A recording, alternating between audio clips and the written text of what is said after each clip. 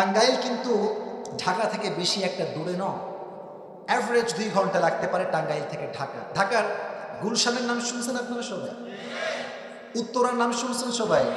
অনেকে শুনেছেন, অনেকে গেছেন। আপনি যদি রাজশাহীতে যান, আমার কথাগুলো কিন্তু আপনি শুধু ঠিক বেঠিক বলে শুনলে হবে না। আমি কিন্তু চিকন মাথা খাটায় কথাগুলো বলতেছি, লিখে লিখে রিসার্চ করে বলতেছি। আমার জীবনের বাস্তবিক অভিজ্ঞতা থেকে শিখে আমি বলছি। আপনার থাকেন টাঙ্গাইলের ভেতরে, এখানে আপনাদের বিশ্ববিদ্যালয় আছে, ওখানে 2 ঘন্টা দাঁড়া থাকবেন, দেখবেন কোনো রেঞ্জ রোভার নেই বা বিএমডাব্লিউ নেই। আপনি গুলশানে যাবেন, দেখবেন প্রত্যেকটা সেকেন্ডে সেকেন্ডে আপনার সামনে দিয়ে হয় বিএমডাব্লিউ যাবে, না হয় রেঞ্জ রোভার যাবে। কথা ঠিক আছে যুবক ভাইরা? এটা আমি এই প্রশ্ন গুলশানে গিয়েছিলাম, জাস্ট এটা ওয়াজে বলছি এই জন্য, এখানে শিক্ষার বিষয় আছে। আমি আসিফের গাড়ি খুবই নর্মাল, জাস্ট প্রোগ্রামের জন্য এটাকে কেনা হয়েছে। আমি আসিফ যদি ভাবি কিরে গুলশানে এই লোকের কাছে রেঞ্জ রোভার আছে, মার্সিডিজ আছে, রোলস রয়েস আছে, আমার কাছে তো কিছুই নাই, আমি কখনো সুখী হতে পারবো না। আমি যদি টাঙ্গাইলের রেলওয়ে স্টেশনে যাই আর দেখি ছোট্ট একটা বাচ্চা, দুধের বাচ্চা, ঠান্ডায় কনকনে শীতে কাঁপছে, চাদর নাই, বালিশ নাই, খেতা নাই, মা এমন অবস্থায় বসে আছে, সন্তানকে যে দুধ পান করাবে, বুকের দুধ, যেহেতু 3 বেলা খানা পায় না, বুকের দুধটাও শুকায় গেছে, ওরে দেখলে আমার মন চাইবে যে আমি পৃথিবীর সবচেয়ে সুখী মানুষ। উনজুরু ইলা মান হুয়া আসফালা মিনকুম ওয়া লা তানজুরু ইলা মান হুয়া আ'লা মিনকুম। Don't look at those who are higher than you. যারা তোমার চেয়ে উঁচু লেভেল বিলং করে, আরো ভালো আছে, এদের দিকে তাকায়ও না। যারা তোমার চেয়ে খারাপ আছে, নিচু পজিশনে আছে, তাদের দিকে তাকাও, তোমার এই দিলটা খুশ দ্বারা ভরপুর হচ্ছে। সুবহানাল্লাহ পড়ো। তো আজকে যে সূরা তাফসীর করব, সূরাটা কোরআনের ভেতরে সবচেয়ে মোটিভেশনাল সূরা। আর আমি অগ্রিম একটা অ্যানাউন্সমেন্ট দিচ্ছি, ঘোষণা বলতে পারেন। আমার আজকের এই ওয়াজের কথাগুলো যে শেষে গিয়ে বলতে পারবে, আমি আসিফের পক্ষ থেকে আজকে রানাগাছার মাটিতে তাকে আমি পুরস্কৃত করব। এখন কে পুরস্কার নিতে রাজি আছেন একটু মাথায় চিন্তা করে নেন, যদি মনোযোগ দিয়ে শোনেন আপনি কিন্তু বলতে পারবেন। মনোযোগ আছে সবার ইনশাআল্লাহ? তাকবীর দেন, আল্লাহু তাকবীর। কোরআন কারীমের আজকে যে সূরা থেকে আমরা তাফসীর শুনবো, সূরাটা হচ্ছে 93তম সূরা। কত number? This is the basic knowledge of this surah. 93 নম্বর সূরা। এই সূরার আয়াত সংখ্যা হচ্ছে 11টা আয়াত সংখ্যা। প্রত্যেক সূরার মাঝে 2টি পার্ট আছে, একটা হচ্ছে মাক্কি আর একটা হচ্ছে মাদানী। এই সূরাটা হচ্ছে মাক্কি সূরা, 30 পারার শেষের দিকে এটি অবস্থিত, 17 নম্বর পৃষ্ঠায় এটি অবস্থিত। তাহলে আজকে আমাদের মূল আলোচনার যেই সূরা, এটার নাম হচ্ছে সূরাতুদ দুহা। নামটা বলেন কি? সবাইকে বলতে হবে, নামটা বলেন কি নাম? দুহা। কোরআনের সবচেয়ে মোটিভেশনাল সূরা হচ্ছে 2টা, এক সূরাতুদ দুহা, আর এক হচ্ছে সূরাতু আলাম নাশরাহ। এই আয়াতগুলোতে আল্লাহ এমন কিছু মেসেজ দিয়েছে, যে বান্দা বুঝবে, মানবে, তার জীবনে অশান্তি বলতে আর কিছু থাকবে না। সুবহানাল্লাহ পড়েন। তো এই সূরাটার কিছু প্রেক্ষাপট আছে, শানে নুজুল আছে। এই সূরার বৈশিষ্ট্য কি জানেন? এই সূরা পড়ার সঙ্গে সঙ্গে মাথার যেই চাপ, মাঝে মাঝে আমরা ঘুমের ওষুধ খাই চাপ সামলাতে। অনেক লোক আছে যারা চাপ কমাইতে মদ খায়, গাঁজাও খায়। আস্তে ঠিক বলেন কেন? আপনার জোরে বলতে হবে তো ভাই, ঠিক আছে কিনা? যে মদ পান করে, যে নেশা করে, তার ডিপ্রেশন কখনো হালকা হয়, তার ডিপ্রেশন আরো বেশি লেভেলে বেড়ে যায়। আর যে কোরআন পড়ে বিপদের সময়, কষ্টের সময় তার দুঃখ কষ্ট হালকা করে দেয়, একজন আওয়াজ দিয়ে বলেন তো তিনি কে? এই সূরার সেন্ট্রাল থিম বা সাবজেক্ট ম্যাটার হচ্ছে you cannot be upset as a Muslim. This is the main message of the surah. Never lose hope and never be frustrated. হতাশ হওয়া যাবে না, নিরাশ হওয়া যাবে না। আল্লাহ বলছে তোমার গুনাহ কত করেছো তুমি, ইন্নাল্লাহা ইয়াগফিরু যুনুবা জামিআ। যখন তুমি দুটো হাত তুলে আল্লাহর কাছে তওবা করবা, তোমার এই চোখের পানি নাকের ডগায় আসার আগেই আমি আল্লাহ তোমার জীবনের সমস্ত গুনাহ খাতা মাফ করে দেব। টেনশনের কোনো কারণ নাই। মুসলমান তো একটা কথা বলবে, যার রব আছে তার টেনশনের কোনো কারণ নাই, ঠিক কিনা বলেন? প্রত্যেকটা সূরার একটা শানে নুজুল আছে, কেন নাজিল হয়েছে, কোন প্রেক্ষাপটে নাজিল হয়েছে। আমরা তাফসীর ঢুকে যাচ্ছি, খুব মনোযোগ দিয়ে শুনুন। নবীজির কাছে প্রতিনিয়ত আল্লাহর পক্ষ থেকে ওহী নাজিল হতো। হঠাৎ করে ওহী আসা আসমান থেকে বন্ধ হয়ে গেল। একদিন যায়, 2 দিন যায়, 3 দিন যায়, 4 দিন হয়ে যায়, এভাবে 2 সপ্তাহ কেটে গেল। ওহী আর আসমান থেকে নামে না। আল্লাহর হাবিব টেনশনে পড়ে গেলেন, আল্লাহ কি আমার উপরে নারাজ হয়ে গেল নাকি, ওহী কেন আসে না? এদিকে কাফেররা তো সুযোগে আছে, নবীকে কখন গালি দেওয়া যায়, সুযোগ বুঝে বলছে, আয় রে মুহাম্মদ, তোর রব তোরে ভুলে গেছে। নাউজুবিল্লাহ বললেন না? তোর রব তোরে না ভুললে ওহী বন্ধ হলো কেন? নবীজি টেনশনে পড়ে গেলেন যে আল্লাহ, ওহী নাজিল হয় না কেন? and he started to miss the revelation, ওহীকে তিনি মিস করতে আরম্ভ করলেন। আর কাফেররা গালির পরে গালি দেওয়া শুরু করলো যে মুহাম্মদের রব মুহাম্মদকে ভুলে গেছে।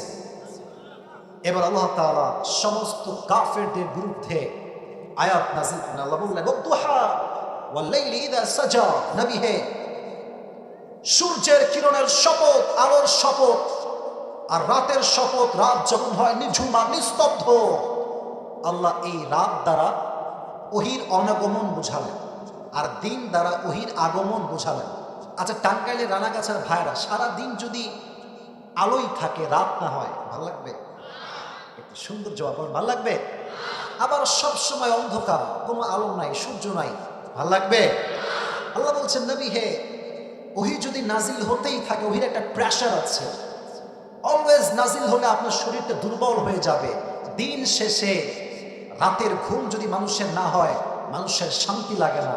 তো আমি যে আপনার ওহী বন্ধ করেছি, এটার কারণ এটা নয় যে আমি আপনার উপরে অসন্তুষ্ট, বরং আমি বন্ধ করেছি একটা কারণ, যে আমার নবী কষ্ট পাবে, আরাম করবে না, এটা আমি আল্লাহ আরশে আজিম থেকে সহ্য করতে পারবো না। সুবহানাল্লাহ পড়েন। আপনার শান্তির জন্য, আপনার আরামের জন্য ওহীকে বন্ধ করে দিয়েছে। একজন আওয়াজ দিয়ে বলেন, তিনি কে? মা ওয়াদ্দাআকা রাব্বুকা ওয়া মা ক্বালা, your Lord has not forgotten you, ya prophet. নবী, আল্লাহ তো আপনাকে ভুলতে পারে না। সবাই সবাইকে ভুলতে পারে, বাট আল্লাহ কাউকে ভুলতে পারে না। আজকে সমাজ, যুব সমাজ আজকে বেশি আসছে। আজকাল তো বাংলাদেশে প্রেমের কোনো শেষ নাই, রিলেশনের কোনো শেষ নাই। আর এখানে অনেক বোনেরা আসেন, আমি জানি, প্রত্যেকটা বোনকে আমি সম্মান করি। আচ্ছা, মাহফিলে এত বোরকাওয়ালি মেয়ে আসে, পার্কে যে বোরকাওয়ালিরা প্রেম করে, এরা কারা? ঠিক আছে না যুবক ভাই? আমার কথাটা, আমি কোনো বোনকে অসম্মান করছি না। আমার কথা হচ্ছে, দাড়ি রাখলেই যেমন দিনদার হওয়া যায় না, বোরকা পরলেই তেমন প্রকৃতপক্ষের দিনদার হওয়া যায় না। দিনদার হতে হলে এই যে এখানে যেই জায়গাটা আছে না, এটা পরিষ্কার হতে হবে। আমি স্পষ্ট দেখেছি অনেক বোরকাওয়ালি মেয়ে প্রেম করছে ঢাকাতে। আমি দেখেছি যে ওর সঙ্গে আছে টাটকা টিকটকার, ওর দুই পাশে 2 চুল কিছুই নাই, মাঝখানে ঘোড়ার মতো সদা লম্বা লম্বা সজারুর মতো চুল। তো আমি দেখে বুঝলাম যে আজকালকার মেয়েদের রুচি এই পরিমাণ নষ্ট হয়েছে, যেটা মুখ দিয়ে বলা সম্ভব নয়। ঠিক কিনা বলেছে? যেটা আমি বলছিলাম, এই প্রেমে দেখবেন যখন প্রেম শুরু হয়, নয়া নয়া প্রেম, আরে বাপরে, हम तुम्हें कभी नहीं छोड़ेंगे, मर जाएंगे लेकिन नहीं छोड़ेंगे। তো এক মেয়ে তার, আপনি রাগটা করছেন নাকি আমার কথায়? যদি রাগ করেন তাহলে আমি জাস্ট তাফসীরই বলবো, বাস্তবের কোনো কথা বলতে পারবো না। বলা যাবে তো ইনশাআল্লাহ? একটা মেয়ে তার বয়ফ্রেন্ডকে বলছে, জান, তোমার সঙ্গে আমার কখনো ভালোবাসার ব্রেকআপ হবে না, যদি হয় সেদিন মৃত্যু হবে। সেদিন কি হবে? মৃত্যু হবে। তো কয়েকদিন পরে গার্লফ্রেন্ড বলছে ব্রেকআপ। তো বয়ফ্রেন্ড বলছে, কি রে ব্রেকআপ কেন? তুমি তো বলছো মৃত্যু পর্যন্ত আমাদের ব্রেকআপই হবে না। বলছে, আমি বলেছিলাম মৃত্যু হলে, কার মৃত্যু এইটা বলি না, আমার নানি মরছে, তো শুনে ব্রেকআপ। তার মানে আজকাল যত ভালোবাসা আছে, ভেজাইলে ভালোবাসা। আজকে ভালোবাসে, কালকে সরকারি টাকলাকে বিয়ে করে ফেলায়।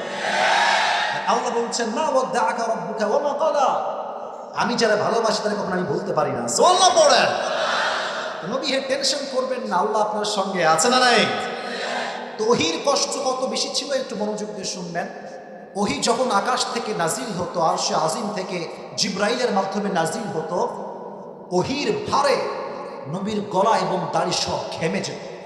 আর এক হাদিসে আসছে, ওহী যখন নাজিল হতো, আল্লাহর হাবিব যদি ঘোড়াতে থাকতেন, ঘোড়া যখন দাঁড়িয়ে থাকতো, ওহী নাজিল হলে ঘোড়ার পাটা জমিনের ভেতরে দেবে যেত। ওহীর এতটা ভার ছিল। মিথলা সালসালাতিল জারাস। আচ্ছা, স্কুলে যখন ছুটি হয়, এটা কি দেয়? ঘন্টা। এই ঘন্টার ধ্বনির মতো ওহী নাজিল হতো, আওয়াজ, বিকট শব্দ ওহী নাজিল হতো। মিয়া, আপনি আমি তো ইসলাম পাইছি সহজে, যত কষ্ট করেছেন আমাদের প্রিয় নবী আল্লাহর হাবিব সাল্লাল্লাহু আলাইহি ওয়াসাল্লাম। সুবহানাল্লাহ পড়েন। ওহিতে একটা ভাব ছিল, কষ্ট ছিল। আল্লাহ বলেন, নবী এত কষ্ট আপনি সহ্য করবেন আর আল্লাহ আমি দেখবো তাকায় তাকায়, এটা হতে পারে না। আপনার কষ্টকে হালকা করার জন্য আমি আল্লাহ ওহিকে বন্ধ করেছি। সুবহানাল্লাহ পড়লেন না? তো এটা ছিল শানে নুজুল। এবার আল্লাহ বলছেন, ওয়ালাল আখিরাতু খায়রুল লাকা মিনাল উলা। ও নবী, দুনিয়ার কোনো টেনশনে আপনি চিন্তিত হবেন না। মাথায় রাখবেন, পরকালটা হচ্ছে আসল জগৎ, দুনিয়ার জগৎ কিছুই নয়। দুনিয়াতে আজ আছি, কালকে যে বেঁচে থাকবো কোনো গ্যারান্টি আমাদের কাছে আছে? কোনো গ্যারান্টি নাই। কয়েকদিন আগে আমার একজন পরিচিত মানুষ ছিল, একদম তরতাজা মানুষ। হঠাৎ করে শুনছি তিনি দুনিয়াতে আর নাই। এরকম আমাদের অনেকেই আছি আমরা, আমাদের ফ্রেন্ড ছিল, ভাই ছিল, এলাকার লোক ছিল, হঠাৎ করে এলাম যে ভাইটা নাই। এর মানে হচ্ছে দুনিয়ার জীবনে আজ আছে কাল নাই, এটাই হচ্ছে দুনিয়ার জীবন। আল্লাহ বলছেন, নবী এটা তো ক্ষণস্থায়ী জীবন, আপনি খালি আমার কাছে আসেন, আপনার কোনো সুখের শেষ থাকবে না। সুবহানাল্লাহ পড়া। এবার আল্লাহ বলছেন, ওয়ালা সাউফা ইউতিকা রাব্বুকা ফাতারদা। নবী হে, কাফেররা আপনাকে কষ্ট দেয়, আঘাত করে। মাথায় রাখবেন, এই তোমরা আওয়াজ করছো কেন? What is this? প্রত্যেকটা যুবক এখানে কলিজার থেকে আমার ওয়াজ শুনছে। কথা ঠিক আছে যুবক ভাইরা? আমার কথাটা কোনো নয়েজ ক্রিয়েট করা যাবে না। মাথায় রাখবেন, শেষ ভালো যার, শেষ ভালো না যার, কিছুই ভালো না। মাথায় রাখবেন, ওয়াজ শুরু যেমন হয়েছে তেমন করে শেষ হবে। রাজি আছেন তো ইনশাআল্লাহ? আল্লাহ বলছেন, নবী আপনাকে আমি এমন কিছু দিব, indeed and verily I will make you happy. আমি আপনাকে খুশি করে ফেলব। কেমন করে? আল্লাহর হাবিব দোয়া করেন, আল্লাহ ইসলামের গতি বেশি একটা ভালো না। আল্লাহুম্মা আইজ্জাল ইসলাম বিহাব্বি হাযাইনি রাজুলাইন বিআবি জিহাল ইবনে হিশাম আও বিউমর ইবনুল খাত্তাব। হে আল্লাহ, তোমাকে আমি দুইটা নাম বলবো, যে কোনো একজন মানুষকে মুসলিম বানাই তুমি ইসলামের পতাকা উঠায় দাও। আল্লাহ বললেন, ও নবী চিন্তা করবেন না, আমি ওমরের জন্য ইসলামটাকে কবুল করে ফেললাম। সুবহানাল্লাহ পড়েন। এই তাহাজ্জুদ দোয়া করে নবীজি সকালবেলায় গিয়েছেন দাওয়াতের কাজ করতে। যখন দাওয়াতের কাজ করছেন, নবীজি গোপনে গোপনে দেখছে সবাই যে ওমরে ফারুক তরবারি নিয়ে আঘাত করবার জন্য এগিয়ে আসছে। হামজা ইবনে আব্দুল মুত্তালিব বলল, ইয়া রাসূলুল্লাহ পালিয়ে যান, Omar will kill you very soon, সে আপনাকে মেরে ফেলবে। নবীজি বললেন, কোনো মারামারি হবে না, আমি যে তাহাজ্জুদ দোয়া করেছিলাম ওই দোয়াটা মনে হয় আল্লাহ কবুল করে ফেলেছেন। ওমর ফারুক এসেই তরবারি ফেলে দিয়ে সঙ্গে সঙ্গে পাঠ করলো, লা ইলাহা ইল্লাল্লাহ মুহাম্মাদুর রাসূলুল্লাহ, কালেমা পাঠ করে মুসলিম হয়ে গেল। আল্লাহ বললেন, নবী আপনি টেনশন করছিলেন না ইসলাম নিয়ে, আমি আল্লাহ আপনাকে খুশি বানাই দিলাম। সুবহানাল্লাহ পড়লেন না? আরেকটা হাদিস শুনে আল্লাহ কিভাবে নবীকে খুশি করেছেন। আচ্ছা, আপনারা সবাই মেরাজের কথা শুনেছেন? শুনছেন না আপনারা সবাই মেরাজের কথা? এটা কখন ঘটছে? যখন নবীজি অনেক টেনশনে ছিলেন, দুশ্চিন্তায় ছিলেন। একদিকে খাদিজা চলে গিয়েছে, আর একদিকে আবু তালেব চলে গিয়েছে। নবীজি টেনশন, শেল্টার দেওয়ার মতো কেউ নাই, সাপোর্ট দেওয়ার মতো কেউ নাই। আল্লাহ বললেন, নবী দুনিয়াতে খারাপ লাগছে, আসেন, আমি আল্লাহ আপনাকে আরশে আজিমের মেহমান বানাই দেব। সুবহানাল্লাহ। এবার নবীকে আল্লাহ তাআলা আরশে আজিমে নিয়ে গেলেন, জান্নাত দেখালেন, জাহান্নাম দেখালেন, এবং 5 ওয়াক্ত নামাজের হাদিয়ার মাধ্যমে আল্লাহ নবীকে খুশি করে ফেললেন। সুবহানাল্লাহ পড়ে। দুইটা বিষয় পেলাম, এক ওমরে ফারুক ইসলাম গ্রহণ করেছেন, 2 আল্লাহ নবীকে মেরাজে নিয়ে গিয়েছেন, 3 আমরা যেই দিকে ফিরে নামাজ পড়ি এটার নামটা কি বলেন না? কি সাইড? পশ্চিম বা কিবলা। তো যখন নবীজি মক্কা থেকে মদিনায় আসলেন, আল্লাহ তাআলা কিবলাকে চেঞ্জ করে দিলেন। আচ্ছা ভাই, সারা জীবন পশ্চিমে আমরা নামাজ পড়ি, যদি পূর্ব দিক নামাজ পড়া শুরু করি, মনে কি ভালো লাগবে বেশি একটা? নবীরও ভালো লাগে না। আল্লাহ, আমার সব বংশ ওদিকেই ফিরেছে, আমি ওই দিকেই ছিলাম, আপনি কিবলা কেন চেঞ্জ করলেন? মনে মনে কষ্ট লাগে। প্রত্যেক দিন ফরজ সালাত পড়ে নবীজি আরশে আজিমের দিকে এমনি হাত তুলে তাকায় থাকেন। আল্লাহ আল্লাহ কিছু বলেন না, কিন্তু আল্লাহ আয়াত নাযিল করলেন, নবী হে আপনি টেনশন করবেন না, ফালানুওয়াল্লিয়ান্নাকা কিবলাতান তারদাহা, আপনি আগে যেই দিকে নামাজ পড়লে খুশি হতেন, আমি আল্লাহ আবার সেই কিবলা আপনাকে ফিরাই দিলাম। সুবহানাল্লাহ পড়ে। নবী কষ্ট পাইছে, আল্লাহ নবীকে খুশি করেছেন। অতএব আমরা যদি কষ্ট পাই, মাথায় রাখবেন জীবনের যা হারাই গিয়েছে এটার মেসেজ হচ্ছে এইরকম, যা হারাইছে এর চাইতে উত্তম বেটার অপশন আল্লাহ আপনার জন্য তৈরি করে রেখে দিয়েছে। অতএব বলবেন না হুজুর শেষ, আমার ক্যারিয়ার শেষ, জীবন শেষ না, মুমিনের জীবন যেখান থেকে শেষ হবে মুমিন সেখান থেকে আবার জীবন শুরু করবে। এটাই কেন বলেন মোটিভেশন। ওয়ালা সাউফা ইউতিকা রাব্বুকা ফাতারদা। নবী হে, আমি আল্লাহ আপনার সমস্ত দুঃখ কষ্টকে হালকা করে দেব। এবার আল্লাহ তাআলা নবীকে তার নিয়ামত স্মরণ করাচ্ছেন যে কি কি নিয়ামত আমি দিয়েছি। আমি একটা বিষয় দেখতে পাচ্ছি, দুই একজন লোক, মাত্র 2-3 জন লোক যারা একটু পর পর উঠে আবার বসতেছে, মানে ভয়ে উঠে যায় আবার বসে যায়। মাথায় রাখবেন একটা কথা, ওয়াজ কিন্তু বেশি রাত পর্যন্ত হবে না, বাট যেহেতু ওয়াদা করেছেন তাফসীর শেষ না করে যাবেন না, কেউ যাবেন না। রাজি আছেন তো ইনশাআল্লাহ? আমি কিন্তু ওয়াজের মাঝখানে আছি, আমাকে একটু সাপোর্ট দেন। নবীজি বলছেন আলাম ইয়াজিদকা ইয়াতীমান ফাআওয়া। নবী, আমি কি আপনাকে ইয়াতীম পাই নাই? আপনি তো ইয়াতীম ছিলেন। ইয়াতীম থেকে আপনাকে এত বড় নবী হিসেবে কবুল করেছে একজন। আওয়াজ দিয়ে বলেন তো তিনি কে? নবী যখন ছোট্ট শিশু ছিলেন, মাত্র 6 ইয়ার্স, 6 বছর বয়স, আম্মা জানকে নিয়ে নবী যাচ্ছেন দূরের পথে মদিনার দিকে। হঠাৎ করে আম্মা জান ঘোড়ার পিঠ থেকে নেমে গিয়েছে, উটের পিঠ থেকে নেমে গিয়েছে। বলছে, মুহাম্মদ, আমার পেটে প্রচন্ড ব্যথা, তোমরা আমাকে একটু ধরো। সেই দিন নবীর সঙ্গে একজন দাসী ছিল, উম্মে আইমান। সে নবীজির আম্মা জানকে এইভাবে ধরেছে, এইভাবে দেখেন, এই যেদিকে, এই যে পেছন সাইডটা এমনি পড়ে গিয়েছে, উম্মে আইমান এমনি 2 হাত দিয়ে ধরেছে তার পিঠের সাইডটা। নবীজি দৌড় দিয়ে এসে বলছে, আম্মা জান কি হয়েছে আপনার? আপনি ঠিক আছেন? আপনার কি হয়েছে আম্মা জান? বলছে, ইয়া মুহাম্মদ, প্রত্যেকটা মানুষের জীবন একদিন শেষ ঘটবে। আজকে আমার জীবনের শেষ মুহূর্তে আমি চলে আসছি, বাট এটা আমার বিশ্বাস আছে, আমি যে সন্তান আমার পেট দিয়ে জন্ম দিয়েছি, আমার সন্তান সাধারণ কোনো মানুষ নয়। তুমি মুহাম্মদ গোটা বিশ্বকে আলোকিত করতে পারো। সুবহানাল্লাহ পড়েন।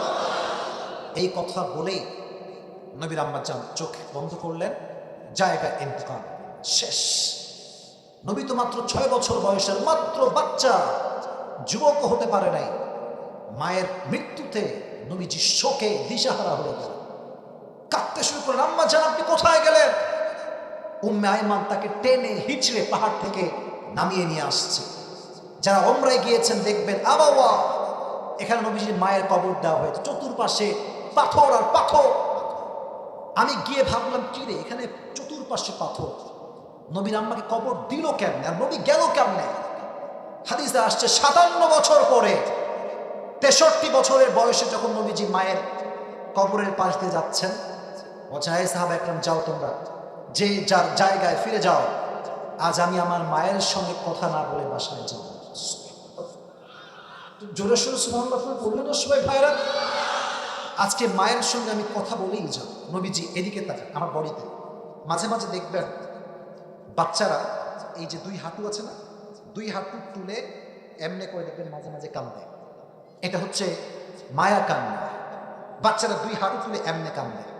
তো নবীজি কবরের পাশে বসেছেন, বিশ্ব নবী সাইয়্যিদুল কাউনাইন সাইয়্যিদুল মুরসালিন কবরের পাশে একজন বাচ্চার মতো বসে আছে, 2 হাঁটু তুলে এমনি 2 চোখ থেকে কাঁদতেছে ফুপিয়ে ফুপিয়ে, আর বলছে, আম্মা জান, আপনি তো জানতেন যে দুনিয়াতে আপনি ছাড়া আমার কেউ ছিল না, আপনি আমাকে রেখে কোথায় চলে গেলেন? আপনি কোথায় গেলেন আমাকে রেখে? আম্মা জান, দুনিয়া বড় স্বার্থপর, প্রকৃতপক্ষে ভালো শুধুমাত্র মাই বাসতে পারে, দুনিয়ার কোনো মানুষ মায়ের মতো কাউকে ভালোবাসতে পারে না, ঠিক না? আপনি আমাকে রেখে কোথায় গেলেন আম্মা জান? নবীজি ফুপিয়ে ফুপিয়ে কাঁদছেন। সাহাবায়ে কেরামের হাদিস থেকে এই কথা আসছে। তো আল্লাহ বললেন, আলাম ইয়াজিদকা ইয়াতীমান ফাআওয়া। নবী, আপনি তো ইয়াতীম ছিলেন, আপনাকে বড় করেছে, আশ্রয় দিয়েছে একজন, তিনি কে? এবার আল্লাহ বলছেন, ওয়াজাদাকা দাল্লান ফাহাদা। ও নবী, আপনি পথ ভুলে গিয়েছেন, আপনাকে সঠিক পথের দিশা দিয়েছে একজন, তিনি কে? এবার আসেন একটা সুন্দর আয়াত, সুন্দর মোটিভেশন। এটা বুঝতে হলে আমাকে জবাব দিতে হবে। আল্লাহ বলছেন, ওয়াজাদাকা আইলান ফাআগনা। নবী, আপনি একজন গরিব মানুষ ছিলেন, আপনাকে ধনী বানিয়েছে কে? এবার আসেন প্রশ্ন করি, টেস্ট করি যে আপনাদের মনোযোগ কতটুকু আছে এবং আপনার কতটুকু নলেজ ইসলামের রাখেন। তাকবীর দেন, লিল্লাহি তাকবীর। মুরব্বী আব্বা জানরা, যুবক ভাই ডানে বামে যারা আছেন, listen to me with full concentration, মনোযোগ দিয়ে শুনবেন। বলেন তো, নবীজি দ্য ফার্স্ট ওয়াইফ, যিনি প্রথম ওয়াইফ ছিলেন, তিনি কি কুমারী ছিলেন না ডিভোর্সড ছিলেন? বলেন তো, সেই নারীর নাম ছিল কি? রাদিয়াল্লাহু তাআলা আনহা। ওনার প্রায় স্বামী মারা গিয়েছে, সন্তান যা ছিল ওনার কাছেই ছিল, স্বামী সব মারা গিয়েছে। আল্লাহ বলছেন, নবী আমি আপনাকে ধনী থেকে গরিব, গরিব থেকে ধনী কেমন করে বানিয়েছি জানেন? আপনাকে এমন একটা বউ দিয়েছি যে বউটা আরব বিশ্বের সবচাইতে ধনী ঘরের নারী। সুবহানাল্লাহ পড়লেন না? এখন আপনাদেরকে আমি তাফসীরের অংশ হিসেবে পেশ করতে চাই নবীর সঙ্গে খাদিজার বিয়ে কেমন করে হয়েছিল। এটা শোনার ধৈর্য সবার আছে তো ইনশাআল্লাহ? একজন মেয়ের যখন স্বামী মারা যায় মেয়েটা বোঝে স্বামীর কত দাম। আজকে অনেক মেয়েরা স্বামী খোঁটা দেয় যে তোর কপাল ভালো, তুই আমার মতো বউ পাইছিস রে। কথা বলেন, কথা বলেন, তোর কপাল ভালো, তুই তো কাইল্লা রে, আমি তো ফর্সা। আছে এটা, আমি আমার ফেসবুকে একটা ওই পেজ আছে দেখবেন আবরারুল হক আসিফ নামে, ওখানে অনেক মাশাআল্লাহ যুবকরা আছে, অনেক বোনেরা আছে, প্রায় মেয়েদের মেসেজ যারা বিবাহিতা যে হুজুর আমার স্বামী ভালো, আর স্বামীর মেসেজ বউ ভালো, খোটা মারে। আর যুবকদেরকে বলবো, যুবকের একটা কথা শোনো, জীবনে এত টাকা কামাই করতে হবে হালাল ভাবে যেন তোমার বউকে দেখিয়ে ভ্লগ করে টাকা ইনকাম করতে না হয় আজকাল, ঠিক আছে? আজকাল বউ একটা পণ্য হয়ে গিয়েছে, বলতে আমি খুব দুঃখ পাচ্ছি, এটা পণ্য হয়ে গিয়েছে। বইয়ের রূপ দেখাবে, চুল দেখাবে, ঘাট দেখাবে, আরো অনেক কিছু দেখায় ভ্লগাররা টাকা ইনকাম করে। আর আমরা আবাল বাঙালি আছি, আমরা আবার বলি যে আমিও বিয়ের পরে এরকম ভ্লগ করব। আছে না নাই বলেন না কেন, কথা বলেন না কেন? মাথায় রাখবেন, যে তার বউকে দেখিয়ে টাকা ইনকাম করে সে দায়ুসের সন্তান, ঠিক কেনা বলো যুবকেরা? সে দায়ুস, সে কখনো ভালো মুসলমান হতে পারে না। আমাদের কথা হচ্ছে ভাই, I am really sorry to say that, but এটা সত্য কথা। যে পুরুষ তার বউকে মানুষের সামনে দেখায় বেড়ায় যে দেখো আমার বউ কত সুন্দর, সে বীর পুরুষ নয়, সে কাপুরুষের সন্তান। বীর পুরুষের সন্তানের কথা হবে আমি আমার বউকে একা দেখবো আর কেউ দেখতে পারবে না, ঠিক কেনা বলো যুবক ভাই? তো যখন খাদিজার স্বামী মারা গেল, উনি নিয়ত করলেন যে তাকাররাবা খাদিজা আন্নাহা লান তাতাযাওয়াজা মাররাতান উখরা। খাদিজা বললেন যা হওয়ার হয়ে গিয়েছে, এটাই শেষ। I will never ever get married again. আমি জীবনে আর বিয়ে করব না। আল্লাহ বলছেন, খাদিজা তুমি বিয়ে করবা না মানে তোমাকে এমন এক যুবকের সন্ধান দিব তুমি বিয়ে না করে কোথাও যাইতেই পারবে না। সুবহানাল্লাহ পড়ে। একদিন খাদিজা রাদিয়াল্লাহু তাআলা আনহা ঘুমিয়ে আছেন, খুব মনোযোগ দিয়ে হাদিসটা শুনবেন আমার কলিজার টুকরা যুবক ভাইয়ের আম্মা জানরা। রাতের অন্ধকারে ঘুমিয়ে আছে, হঠাৎ করে স্বপ্ন দেখছে রাতটা নির্মূল হয়ে গিয়েছে, চতুর্পাশে কোথাও কোনো আলো নেই, অন্ধকার। হঠাৎ করে খাদিজার চোখ পড়েছে আকাশের দিকে, দেখছে একটা সুন্দর চাঁদ আকাশে আছে। তাকানোর সঙ্গে সঙ্গে চাঁদটা খাদিজার দিকে দৌড় দিয়ে চলে আসছে। চাঁদ যখন আকাশ থেকে একটু জমিনের দিকে নেমেছে, চাঁদের আলোতে ওই অমাবস্যার রাতের অন্ধকারের মতো রাত চাঁদের আলোতে পুরো আলোকিত হয়ে গিয়েছে। ডান পাশে সুবহানাল্লাহ আওয়াজ খুবই কম, জোরে সোরে সুবহানাল্লাহ আপনারা পড়লেন না ভাইরা? অন্ধকার রাত আলো হয়ে গিয়ে চাঁদের মাধ্যমে, এটা দেখে তার ঘুম ভেঙে গেছে। জানি কি দেখলাম এটা? তার চাচা ছিলেন একজন স্বপ্নের ব্যাখ্যাবিদ। ঘুম থেকে উঠেই দেরি না করে তৎক্ষণিক চাচার কাছে গিয়েছে, চাচা জান আমি এরকম স্বপ্নে দেখেছি চাঁদ আকাশ ভেঙে আমার দিকে ছুটে আসছে আর চাঁদের আলোতে পুরো রাতটা জ্যোৎস্নার মতো আলোকিত হয়ে গিয়েছে। তো চাচা, what is the explanation of this dream? মা তা'বিরু হাযাল হুলম? এই স্বপ্নের ব্যাখ্যাটা কি? চাচা তাওরাত খুললেন, ইনজিল খুললেন, সব পড়ে উনি বুঝতে পারলেন যে ভাতিজি শোনো, এই স্বপ্নের ব্যাখ্যা হচ্ছে শেষ নবী যিনি হবে তাকে আল্লাহ তাআলা তোমার স্বামী হিসেবে কবুল করেছে। উনি তো খুশিতে বাগবাগুম, আরে সব স্বামী চলে গিয়েছে, এবার একটা স্বামী মনে হয় আমার কপালে জুটবেই জুটবে। বাট অবাক করার বিষয় হচ্ছে নবীর সঙ্গে তার কোনো দেখা হয় না, কোনোদিন মিট হয়নি যে তিনি দেখতে আসলে কেমন হবেন। তো নবী ছিলেন মক্কার জমিনে একজন বিশাল বিশ্বস্ত ব্যবসায়ী, টাকা পয়সা কম ছিল বাট বিশ্বস্ত মানুষ ছিলেন। কাফেররা, ইহুদিরা নবীর সঙ্গে ব্যবসা ডিল করত। কাফেররা কাফেরকে যে পরিমাণ বিশ্বাস করতো না তার চাইতে হাজার গুণ বেশি আমার নবীকে বিশ্বাস করত। আল আমিন, trusted, the most trusted worthy personality ever in the world, সবচাইতে বিশ্বস্ত মানুষ। তো একদিন ব্যবসার ডিলিংয়ে খাদিজার কাছে নবীজি আসছেন তার ঘরে। তো ঘরে যখন খাদিজার এন্ট্রি নিয়েছেন নবীজি, পুরো ঘরটা খুশিতে বাগবাগুম হয়ে গিয়েছে। সুবহানাল্লাহ পড়েন। খাদিজার এই মনের হার্টবিটটা ধুক ধুক ধুক ধুক করতে শুরু করেছে। উনি কিন্তু শিওর না যে is he the last Messenger or not, উনি জানেন না। উনি তাওরাত খুললেন যে how will be the prophet look like, যে শেষ নবীর চেহারা কেমন হবে। উনি জানতে পারলেন শেষ নবী হবে সুঠানো দেহের একজন মানুষ, তার বুক হবে উঁচা, পেট হবে নিচা।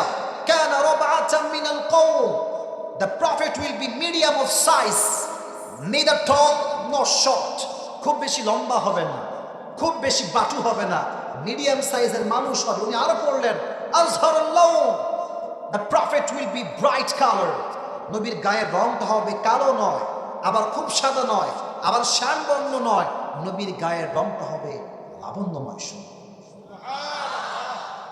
আরো পড়তে শুরু করলেন আরো কি কি আছে, আরো কি কি আছে। উনি দেখলেন লেখা আছে শেষ নবীর চুল হবে পেছনের দিকে 3 সাইজে, এক, কখনো কানের লতি বরাবর, কখনো কানের মাছ বরাবর, কখনো কাঁধ বরাবর।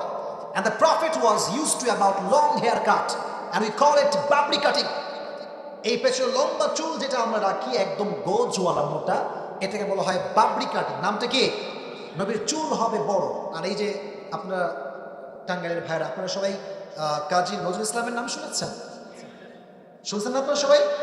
ওনার ফেসবুকে ছবি দেখবেন যে ওনার চুলের এই মাঝখানে একটা সিঁথি আছে। নবীজির কানা ইউফাররিকু বাইনা শা'রি, নবীর এই চুলের মাঝখানে সিঁথি ছিল। যখন তিনি নামাজ পড়তে যেতেন আতর নিয়ে এই 2 চুলের মাঝখানে সিঁথিতে আতর দিতেন। যেখানে তিনি সেজদা দিতেন ওই সেজদার জায়গাটা খুশবুতে আমোদ হয়েছে। সুবহানাল্লাহ। উনি বুঝে ফেললেন সব পড়ে যে yes, he is the last Messenger, he is the most handsome personality that I have ever seen before. এরকম সুদর্শন পুরুষ তো আমি জীবনেও দেখি নাই, এটাই শেষ নবী হবে। উনি সামনে আসলেন, ব্যবসার ডিলিং হোক। বাট ভাইরে ভাই, কাউরে পছন্দ হইলে বলা যে এত মুশকিল, এটা বলার কোনো ভাষা নাই। কাউরে পছন্দ হইলে যদি বলা খুব সহজ হতো, আজকের মাহফিলে 90% যুবকরা বিবাহিত আসতো, ঠিক না? বলাও যেমন সহজ না, বিয়ে করাও তেমন সহজ না। তুমি আজকালকার আপনারা বাবারা যারা আছেন, please don't mind, this is the reality and I have to talk about the reality. বাস্তব কথা আমরা বলতে কাউকে ভয় পাই না। আস্তে ঠিক বললেন কেন আপনারা? বাবারা আজকাল চরিত্রবান যুবকের চাইতে টাকাওয়ালা যুবককে বেশি প্রাধান্য দেয়। একজন যুবক মাশাআল্লাহ 5 ওয়াক্ত নামাজি, দাঁড়িয়ে আছে, very handsome guy and very religious boy, মাশাআল্লাহ, ভেরি পারফেক্ট। আসছে, আব্বাজান I want to marry your daughter, this is my proposal, এটা আমার পক্ষ থেকে প্রস্তাব, আপনার মেয়ে বড্ড ভালো লাগে। বাবাজান বেশিরভাগ সময় দেখবেন তারা কখনো বলে না যে বাবা তুমি কি নামাজ পড়ো, তোমার কি দাড়ি টাড়ি কোথায়, তোমার চরিত্র খবর কি, না। Always they ask a question and that is बेटा तुम कितने पैसे कमाते हो पहले ये बताओ। টাকা, তো টাকা থাকলে আব্বাজানের টাকলার সঙ্গে বিয়ে দিতে কোনো দেরি করবে না। সেদিন নাটোরের মাহফিলে আমি আমার নাটোরের মাহফিল বললাম, একজন যুবক ওই মেয়ের বাপ যে টাকলার সঙ্গে বিয়ে দিয়েছে বলছে আব্বাজান ये आपने क्या कर दिया, किसके साथ शादी दे दी, इसके सर पे तो बाल नहीं है, এর মাথায় তো চুল নাই, আব্বাজান আপনি কি করলেন এটা? তো বাবা বলছে একটা অসাধারণ জবাব আর কি, বুঝাই कैसी बात कर रहे हैं, सर पे बाल नहीं है तो क्या हुआ, जेब में माल तो है। মাথায় চুল না থাকলে কি হবে, পকেটে টাকা থাকলে বাপরা রাজি হয়ে যায়, ঠিক না বলছে? তবে সবাই একরকম না, সব বাবাকে এক পাল্লায় মাপা যাবে না। বাট আমি এতটুকু বলবো, যদি আব্বাজানরা টাকার চাইতে চরিত্রকে বেশি প্রাধান্য দেয়, দেশের ভেতরে জেনার সংখ্যা কমে যাবে, বিয়ের সংখ্যা বেড়ে যাবে। এখন খাদিজা প্রস্তাব দিবে কেন, খুব টেনশনে পড়ে গেছে। এখন মাথায় রাখবেন, যদি কাউকে পছন্দ হয় আগে নিজে যাবেন না, কাউরে ভায়া হিসেবে পাঠাবেন। চাচি হতে পারে, মা হতে পারে, বাপ হতে পারে। তুমি আগ বাড়ায় গেলে মায়ের খাওয়ার সম্ভাবনা একটু বেশি আছে। তো খাদিজা ভাবলেন যে না, আমি প্রস্তাব দিলে বিষয়টা জমবে না। তোমার একজন দাসী ছিল, তার নাম ছিল নাফিসা। নাম কি? আপনার কথা বলে নাম ছিল কি? নাফিসা। বলো নাফিসা, শোনো, আমার একটা প্রস্তাব আছে এই যুবকের জন্য, তুমি একটু আমার পক্ষ থেকে প্রস্তাবটা দিয়ে দাও। নাফিসা যদিও বা একটু বয়স্ক মহিলা, বাট ভেতরে একটা লজ্জা মেয়ে হিসেবে আছে না নাই? নবীর কাছে আসছে, তখন তুমি নবুয়ত পান নাই, এসে বলছে আসসালামু আলাইকুম। উনি বলছেন ওয়ালাইকুম আসসালাম। কি খবর নাফিসা, আপনি কেন এসেছেন? বলছে লজ্জা পাচ্ছে, কেন আসছে তো সরাসরি বলা যায় না। তো বলছে এমনি কথা বলার জন্য আসলে ব্যবসার খাতিরে আর কি, চালাকি করে আর কি। তো বলছে আচ্ছা একটা প্রশ্ন করব, ইফ ইউ ডোন্ট মাইন্ড, করা যাবে? বলছে অবশ্যই করেন, কোনো সমস্যা নেই। তো বলছে আচ্ছা আপনি তো মাসের তাগড়া যুবক, ইয়াং মানুষ, যুবক ছেলে, আপনার বয়স 25 ইয়ার্স ওল্ড, 25 বছরের যুবক, আপনি আপনি বিয়ে করেন না কেন? তো নবীজি লজ্জা পাইছে, বলছে যে দেখেন বিয়ে তো করতে চাই, but I have lacking of money, টাকা পয়সা নাই। সত্য কথা, এটা হাদিস থেকে বলছি। বলছেন আমার কাছে টাকা পয়সা কম, জব নাই, চাকরি নাই, তাই বিয়ে করার সাহসটা আসলে পাচ্ছি না। তো নাফিসা সুযোগ বুঝে কোক মারছে, বলছে আচ্ছা এই সমস্যা, it's not a big deal. আমার কাছে এমন একজন মেয়ের সন্ধান আছে যাকে বিয়ে করলে আপনাকে টাকাও দেওয়া লাগবে না, বাড়িও দেওয়া লাগবে না, খাওয়াও দেওয়া লাগবে না, ড্রেসও দেওয়া লাগবে না, বরং তাকে বিয়ে করলে আপনার কোনো কিছুর অভাব হবে না। সুবহানাল্লাহ, জোরে সোরে পড়লেন না আপনারা সবাই? এবার নবীজি বলছেন মান হিয়াল মারআহ, সেই মেয়েটাকে, ওয়া মা ইসমুহা, সেই মেয়েটার নাম কি আমাকে বলেন। নাফিসা বলছে ইয়া মুহাম্মদ ইসমুহা খাদিজা, সেই মেয়েটার নাম হলো খাদিজা রাদিয়াল্লাহু তাআলা আনহা। সুবহানাল্লাহ। তো নবীজির ব্যাপারটা হচ্ছে এরকম, নবীও প্রথম দেখাতেই খাদিজাকে পছন্দ করেছেন। সুবহানাল্লাহ পড়লেন না? তো বলছেন না ঠিক আছে, আমি রাজি আছি, বাট আমার রিলেটিভস আছে, আমার চাচা না হলে আমি বিয়েটা করতে পারবো না, চাচাকে বলতে হবে। তো চাচা আসছে, বলছে মোহাম্মদ কি হয়েছে বলো। বলছে চাচা যান, আমার পক্ষে তো এটা একা করা সম্ভব নয়, খাদিজার পক্ষ থেকে এটা বিয়ের প্রস্তাব আসছে আমার জন্য, আপনি কি রাজি আছেন? বলছে আরে তো কপালের ব্যাপার, এরকম মেয়ে তো কোথাও পাওয়া যাবে না, বিয়ে করে ফেলো, কোনো সমস্যা নাই, বিয়ের জন্য আয়োজন করা হবে। এবার আসেন সুন্দর একটা কথা, বিয়ের ক্ষেত্রে অলিমা আছে না নাই? আয়োজন হয় না বিয়ে শাদীর জন্য? একটা আয়োজন হয় না, হয় না? আয়োজন বেশি একটা করবেন, যত বড় আয়োজন করবেন, খাওয়াবেন মানুষকে, মানুষ বড় বেইমান, পেট ভরে খাবে, ধুমাইয়া খাবে, আর যাওয়ার সময় বলবে লবণ কম হচ্ছে। বেশি আয়োজন করবেন না, নিজের বিয়ে নিজে খাবেন ভাই, আমি শিখাই দিচ্ছি। নিজের বিয়ে নিজে খাবেন, এনজয় করবেন, 14 গোষ্ঠীকে দাওয়াত দিয়ে খোঁড়ে খাওয়া দরকার আপনার নাই, ঠিক না বাবা? ছোট্ট একটা আয়োজন হয়েছে। তো আবু তালেব বলছে তোমার মোহর কি দিব? আমার কাছে টাকা পয়সা খুবই একটা নাই, তোমাকে আমি 20টা উট মোহর হিসেবে দেবো। কয়টা উট? তো খাদিজা বলছে ঠিক আছে দেন, আমার কোনো সমস্যা নাই, 20টা উটই আমি নিয়ে নেব।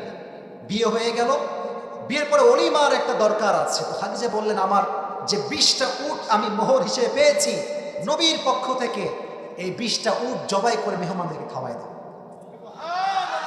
What a broad minded personality man, কি বড় মনের মানুষ ছিলেন তিনি। এখন যখন বিয়ে হয়ে গিয়েছে, এবার আসেন আয়াতের মূল কথা, এটা হচ্ছে আয়াতের মেইন মেসেজ। বিয়ের পরে মক্কার ভেতরে কানা ঘষা শুরু। আরে মুহাম্মদের মতো একজন ছোট্ট যুবক যার টাকা পয়সা কিচ্ছু নাই, তাই খাচ্ছে কেন বিয়ে করবো, এটা নিয়ে একটা বড় ঝামেলা শুরু হয়ে গেল।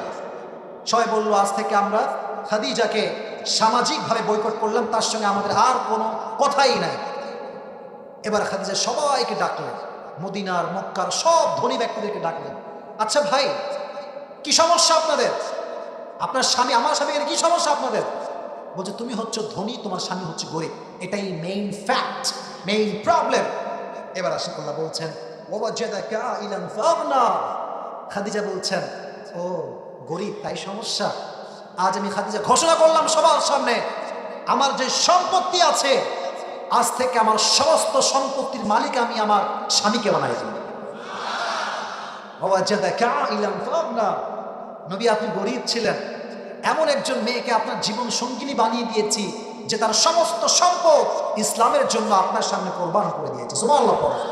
এবার আল্লাহ তাআলা নবীকে কয়েকটা নির্দেশ দিচ্ছেন, 3টা। এটা শুনে আমাদের ওয়াজ শেষের দিকে এই সাদা গেঞ্জি হয়ে যাবে, এটা সাদা গেঞ্জি বাচ্চা বসো, এদিকে এদিকে এদিকে, কিচ্ছু হয়নি, এদিকে তাকান। বলেন কয়েকটা নির্দেশ? শুনি নাই তো ভাই, জোরে বলেন না, কয়টা? 1, ফাআম্মাল ইয়াতীমা ফালা তাকহার, ইয়াতীমদের সঙ্গে খারাপ ব্যবহার করবেন না। কিছু মানুষ দেখবেন ইয়াতীমের সম্পদকে লুণ্ঠন করে খায়, আবার অনেক মানুষ আছে যদি জানে যে ছেলের বাপ নাই তার সঙ্গে জুলুম শুরু করে দেয়, ঠিক না বলে যুবকেরা? আর যার বাপ হারিয়ে যায় সে বোঝে যে পৃথিবীতে বাবার মতো ভালো আমাকে কেউ বাসতে পারে না, ঠিক কিনা বল? এখন বাবা আছে, খুব রাগ ওঠে, তাই না? যে বাবা, আমার আব্বার কথা আমি বলি, আমার আব্বা নিজে একজন স্কলার, আলেম, একটা মাদ্রাসার principal, and he is also খতিব, বড় একজন খতিব একটা বড় মসজিদে। তো আমাকে দেখলেই শুরু হবে নসিহত, আব্বা এইটা করবা, ওইটা করবা না, এইটা করবা, ওইটা করবা না। তো আমি কখনো বিরক্ত বোধ করি না, কারণ আমি জানি আজ যদি বিরক্ত হয়ে যায়, একদিন এই বটবৃক্ষ থাকবে না, সেটা আমি বাপকে খুঁজেও হারি কেন্দ্র করবো। আজ আছে মূল্য দাও, থাকতে মূল্য দাও। মানুষ হারিয়ে গিয়ে মূল্য দিলে কোনো লাভ হয় না, ঠিক কিনা বলো? ফাআম্মাল ইয়াতীমা ফালা তাকহার, ইয়াতীমের সঙ্গে আপনি খারাপ ব্যবহার করবেন না। ওয়া আম্মাস সাইলা ফালা তানহার, কেউ আপনার কাছে চাইলে, সাহায্য চাইলে তাকে ফিরিয়ে দিবেন না, তাকে নো বলবেন না। ঢাকায় যখন আমরা যাই, জ্যামে গাড়ি আটকানোর সঙ্গে সঙ্গে গরিবদের সিরিয়াল লেগে যায়, খালি এসে গাড়িতে নক করে, দেন স্যার কিছু দেন। যদি আমি এসি গাড়িতে বসে কথা ভাবি, যা রে এত বিরক্ত করে, এই নাই সেই নাই, হবে না, যাও। আল্লাহ বলছে, শোন, তোরে আমি যেমন নামাইছি উঠাইছি, যেমন তোরে আজকে উঠায় রাখছি, তোরে এক মুহূর্তে আমি আল্লাহ নামাইতেও, ঠিক কিনা?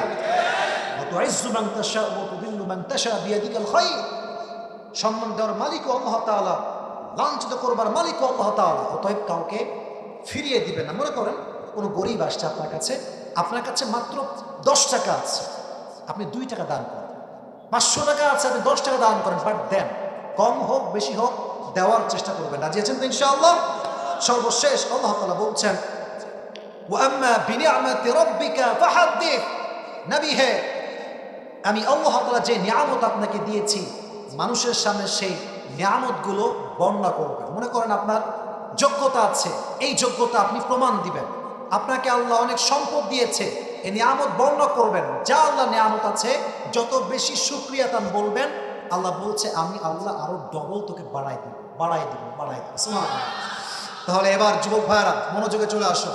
আমি বলেছি 12:30টার মধ্যে ওয়াজ শেষ করবো, আমি আপনাদের বিরক্ত করবো না। বাট এখন যে শ্রোতা এখানে বসে আছে, এরা হচ্ছে আসল শ্রোতা, আসল অডিয়েন্স। টাঙ্গাইলের রানাগাছের ভাইরা, যত বড় বক্তাই ওয়াজ মাহফিলে আসুক না কেন, সবাই কিন্তু বক্তার ওয়াজ শুনতে আসে না। অনেক লোক যারা পেছনে থাকে, এরা বক্তার শুধুমাত্র ফেস দেখতে আসে। কারণ আমি বলছি, আগে ঠিক বলবেন, আগে শোনেন। অনেক বক্তা ভাইরাল, আলোচনা ভাইরাল, অনেক নাম আছে, দাম আছে, তো তারা কি করে, আরে হুজুর তো সারা জীবন ফেসবুকে দেখছি, ইউটিউবে দেখছি, টিকটকে দেখছি, আছে সরাসরি দেখবো, চল, দেখা শেষ বিদায়। আর কিছু শ্রোতা আছে যে হুজুরের ওয়াজ তো জীবনে সরাসরি শুনি নাই, তাফসীর শুনি নাই, আজকে যাব, শুনবো এবং দোয়া করে আসবো, তারাই হচ্ছে এই শ্রোতাগুলো আমার সামনে বসে আছে। তা আপনারা হচ্ছেন আমার আসল ভালোবাসার মানুষ।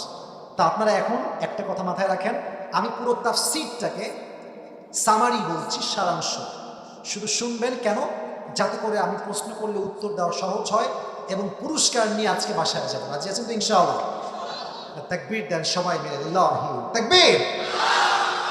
এবার আমাকে জবাব দেবেন। আজকে আমরা যে সূরা থেকে সংক্ষেপে তাফসীর শুনেছি, সূরাটার নাম ছিল, এই তো সবাই বলেছেন, আবার বলো নামটা কি? এটা হচ্ছে 93 নাম্বার সূরা। কত নাম্বার? এই সূরার আয়াত সংখ্যা হচ্ছে মোট 11। কত বলেন? সাউন্ড খুব ভালো, খুব আওয়াজ সুন্দর। এটা হচ্ছে মাক্কি সূরা। কি সূরা? যেই পাড়ায় এই সূরাটা আছে, এই পাড়ার সংখ্যা কত বলেন? 30। আরো যেমন কত? 30। দেখেন, এই সূরাটা হচ্ছে একটা ইন্সপায়ারেশনাল সূরা, মোটিভেশনাল সূরা।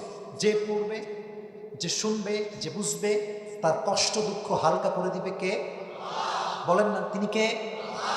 এটা হচ্ছে এই সূরার একটা বৈশিষ্ট্য। এই সূরার সেন্ট্রাল থিম বা সাবজেক্ট ম্যাটার হচ্ছে ক্যানট বি লুজ হোপ।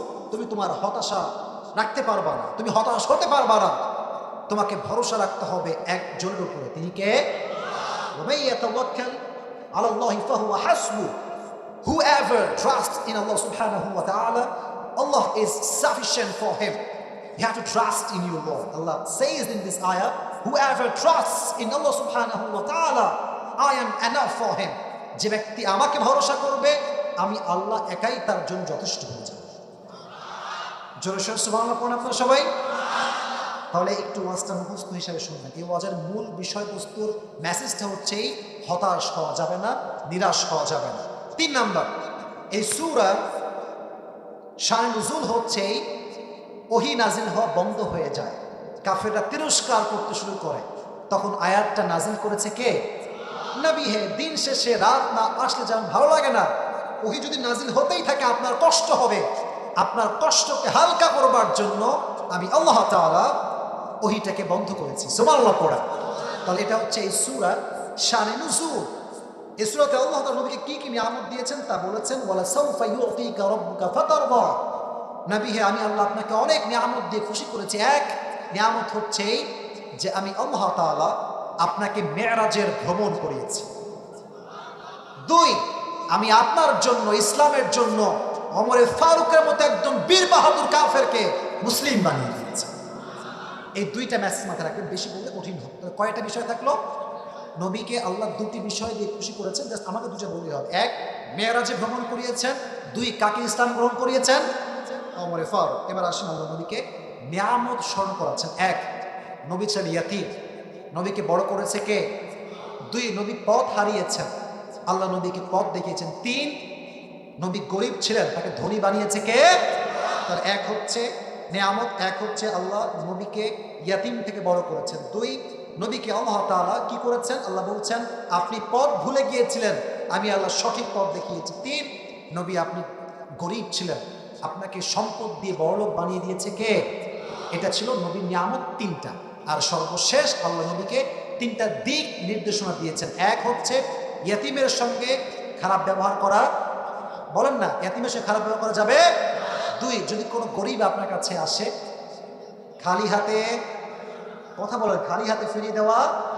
আর সর্বশেষ আল্লাহ আপনাকে যে নিয়ামতগুলো দিয়েছে আপনি নিয়ামতগুলো প্রকাশ করবেন, শুকরিয়া তার প্রকাশ করবেন, আপনার নিয়ামত আরো বেশি বাড়ায় দিবে কে?